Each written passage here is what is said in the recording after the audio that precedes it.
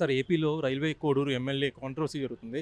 ఒక పక్కన పవన్ కళ్యాణ్ గారు మంచి పనులు చేస్తూ దూసుకెళ్తున్న పరిస్థితి కనిపిస్తుంది. కానీ ఇలాంటి కాంట్రవర్సీస్ జనసేన పార్టీ క్రెడిబిలిటీని గానీ, పవన్ కళ్యాణ్ గారి గుడ్ విల్‌ని గానీ ఏమన్నా డ్యామేజ్ చేసే ప్రయత్నం ఏమైనా జరుగుతుందంటారా?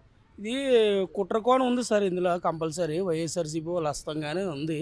కంపల్సరీ ఆ అమ్మాయికి కూడా ఒక మ్యారేజ్ అయింది. అది చిన్న విషయం కాదు.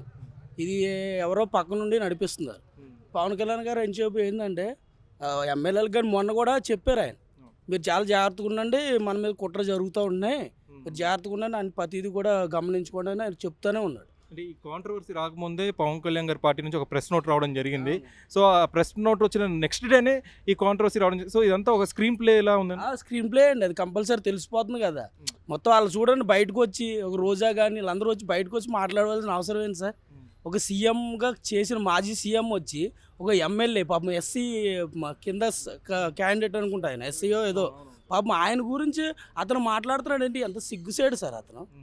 ఒక సీఎంగా చేసిన క్యాండిడేట్ ఒక చిన్న ఎమ్మెల్యే గురించి ఆడు ఈడని మాట్లాడుతున్నాడు. ఎంత రెస్పెక్టబుల్గా మాట్లాడుతున్నాడు చూడు. అంటే అది కులహంకారమా లేకపోతే ఏ అహంకారం అతనికి?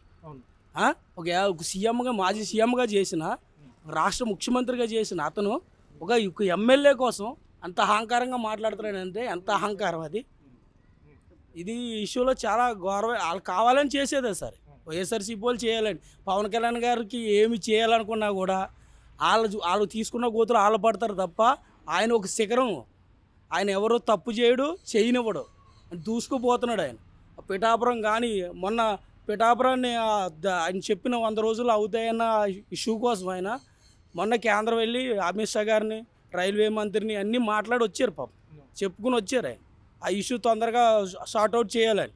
పిఠాపురం ఈ రోజున మేము మొన్న వెళ్ళి చూసాం, అంత ఎలక్షన్కి వెళ్ళాము క్యాంపెయిన్కి. పిఠాపురం వాస్తువులు నిజంగా చాలా అదృష్టవంతులు. ఇలాంటి ఎమ్మెల్యేగా ఆయన వెళ్ళటం జిల్లాకి, ఆ రాష్ట్రానికి కూడా, ఆంధ్ర రాష్ట్రానికి కూడా చాలా డిప్యూటీ సీఎంగా కాదు ఆయన ఏరే చెప్పాలి. ఇంకా అట్లా ఈ కాంట్రవర్సీ విషయానికి వస్తే ఆ అమ్మాయి కంప్లీట్లీ నిన్న ప్రెస్ మీట్లో కొన్ని తాను తప్పులు చేసినట్టు ఒప్పుకుంది. కానీ తప్పంతా కూడా ఎమ్మెల్యే పైన నెట్టే ప్రయత్నం కూడా జరుగుతుంది. ఆ అమ్మాయిని కొంచెం సాఫ్ట్గా చూపించే ప్రయత్నం కూడా జరుగుతుంది ప్రతిపక్షాల నుంచి. దీనిపై మీ ఒపీనియన్? ఆ అమ్మాయి డైరెక్ట్గా చెప్తుంది సార్. ఫస్ట్ మనం కొన్ని వీడియోస్ వచ్చినాయి, అది ఏ వీడియో ఎడిటింగ్ వీడియో అని ఆమె చెప్తుంది డైరెక్ట్గా. అది చెప్తుంది. ఆ వాయిస్ కూడా విలేకరులు కూడా చాలా ప్రశ్నలు అడిగారు, మామూలుగా అడగల. ప్రశ్న ప్రతిదానికి కూడా దాటేస్తుంది తప్ప డైరెక్ట్ చెప్పట్లా. చెప్పినప్పుడు ఏమంటుంది ఆమె, 10 లక్షల గురించి నీ వాయిసే కదంటే అవి ఉండొచ్చు కాదు అని చెప్తుంది తప్ప డైరెక్ట్గా నేను కాదని చెప్పట్లా.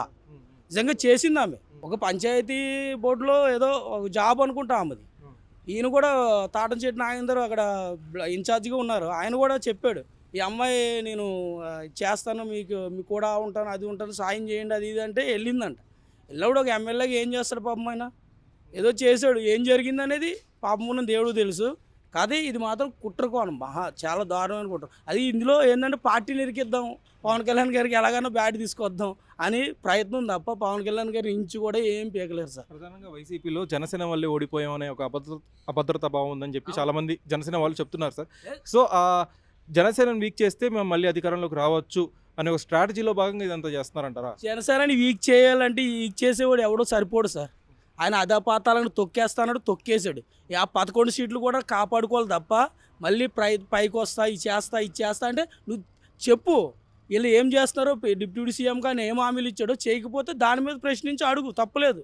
అందరూ హర్షిస్తారు. నువ్వేం చేయబో రప్పకు వస్తావు. ఏంది నువ్వు సీఎంగా అయ్యి మాజీ సీఎంగా ఉండి మాజీ సీఎంగా ఉండి ప్రతిపక్షంలో ఉండి కనీసం ప్రతిపక్ష హోదా లేకుండా పోయింది నీకు.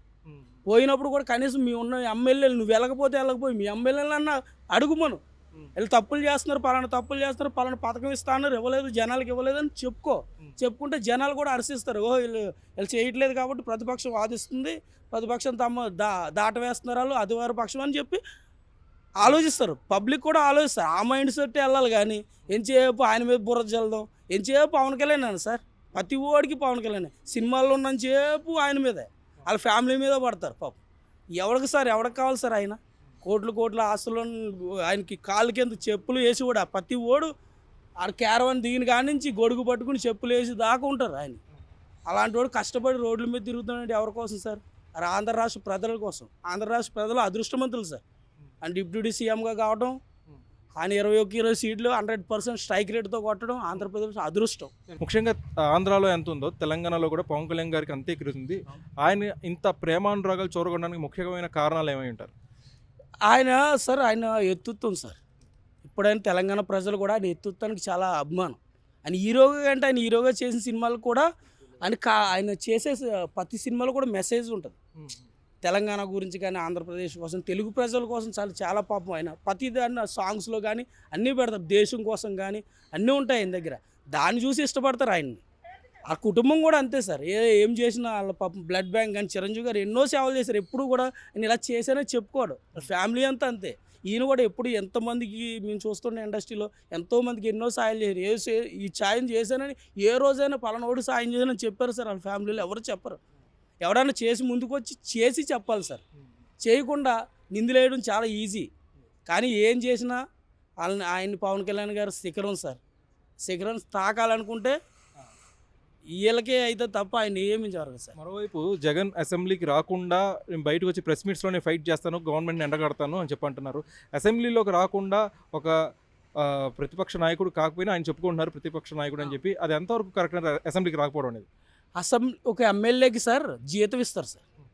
ఊరికనే నిన్ను ఎమ్మెల్యే చేయలేదు, మా సమస్యలు తీరుస్తావని నిన్ను ఎమ్మెల్యే చేశారు. పులివెందులు ఎమ్మెల్యేగా నువ్వేం చేయాలి? ముందు వెళ్ళు. నీకు ప్రతిపక్షం ఉందా లేదు నీకు ఏం అవసరం? నువ్వు ఎమ్మెల్యే కదా, నీకు అసెంబ్లీకి వెళ్ళడానికి రైట్స్ ఉన్నాయి కదా. రైట్స్ అక్కడికి వెళ్ళి పోరాడు. నీ ఎమ్మెల్యేని తీసుకెళ్ళి నీ 11 మందిని తీసుకెళ్ళి పోరాడు. మీరు తప్పు చేస్తున్నారంటే తప్పు ఇది అని చెప్పు, జనాలకు చెప్పు, చూపించు. జనాలు మీడియా కూడా ఫోకస్ చేస్తుంది కదా సార్. అది చేయడం మానేసి ఎంతసేపు జనసేన మీద బురద జల్దాం, పవన్ కళ్యాణ్ మీద బురద జల్దాం, ఇదేనా ఇంకా? అప్పుడు ఆయన అంటారు నాకు మాట్లాడే అవకాశం 3-4 గంటలు ఇస్తే నేను వస్తాను, లేకపోతే రాను. ఎవరు ఇస్తారు సార్ 3-4 గంటలు? ఒక ఎమ్మెల్యేకి ఎంత అవకాశం ఇవ్వాలో స్పీకర్ దగ్గర ఒక ఇది ఉంటుంది, అక్కడి వరకు ఇస్తారు. ఆ దాంట్లోనే నువ్వు చెప్పి ఇది నాకు అవకాశం ఇవ్వట్లేదని బయటకు వచ్చి ప్రెస్ మీట్ పెట్టి చెప్పు. తప్పేముంది దానికి? నాకు అవకాశం ఇవ్వలేదు, అసెంబ్లీకి వెళ్ళాను, నేను ఢిల్లీ దాకా అసెంబ్లీకి వెళ్ళాను, నాకు అవకాశం ఇవ్వలేదు, నేను అందుకే బయటకు వచ్చి వీళ్ళ సమస్యలు మాట్లాడుతున్నాను చెప్పు. ఒక సీఎంగా చేసావు నువ్వు, ఇప్పుడు మాజీ సీఎం. ఆ మాటలు మాట్లాడకుండా చిన్న పిల్లల్లాగా రప్ప అన్నారు. నిన్న మొన్న ఇంకోటి ఏదో అన్నారు సార్. నిన్న ఇలా ఇందాకే చూసా, రామచంద్రపురం ఎమ్మెల్యే అతను మన జబర్దస్తి వాసంశెట్టి సుభాష్ వాళ్ళు జబర్దస్తి మనకు వెళ్ళారు సంక్రాంతి సంబరాలు. కానీ వెలిస్తే ఆయన పిలిచారు. అది అమ్మాయా కాదా అని కూడా తెలుసుకోకుండా రికార్డింగ్ చేస్తున్నావు అనే రకానికి నువ్వు వెళ్ళిపోయావంటే ఒక సీఎంగా చేసి నవ్వు వస్తుంది. ఆంధ్ర జనాలు పిచ్చోళ్ళే ఓట్లు వేసారని నీకు దేనికి వేసారో అర్థం కూడా కావట్లా. ఆ సదరు జబర్దస్త్ ఆర్టిస్ట్ కూడా బయటకు వచ్చి చెప్పింది అది నీ అమ్మాయి కాదు నేనే అని చెప్పి తర్వాత చెప్పడం జరిగింది. చెప్పింది సార్. అది ఇప్పుడు అదే చెప్తున్నాను, నేను ఇప్పుడే చూసా. అమ్మాయి ఆయన వచ్చి కూడా చెప్పాడు సార్. జగన్ గారు ఫ్యాన్ అంట అతను, జగన్ గారు అభిమానం అంట అతను. నేను మీ అభిమానం అయి ఉండి నేను మిమ్మల్ని చూసి సిగ్గేస్తుంది సార్ నాకు, మీ అవి ఏమని చెప్పుకోవాలని చెప్పేసి ఆమె వచ్చి బయటకు వచ్చి మాట్లాడుతుంది. నేను ఆయన వచ్చి పిలుచుకొని పైకి వెళ్ళి 2 స్టెప్లు వేయమని చెప్పి అడిగితే వచ్చారు ఆయన అని చెప్పి చెప్తుంది. అది కూడా తెలుసుకోకుండా నీకు మరి ఎవరిస్తారో సలహాలు, మరి ఏంటో నీకు అర్థం కాదు సార్. అతను అంటే ఏందో అర్థం కాదు నిజంగా.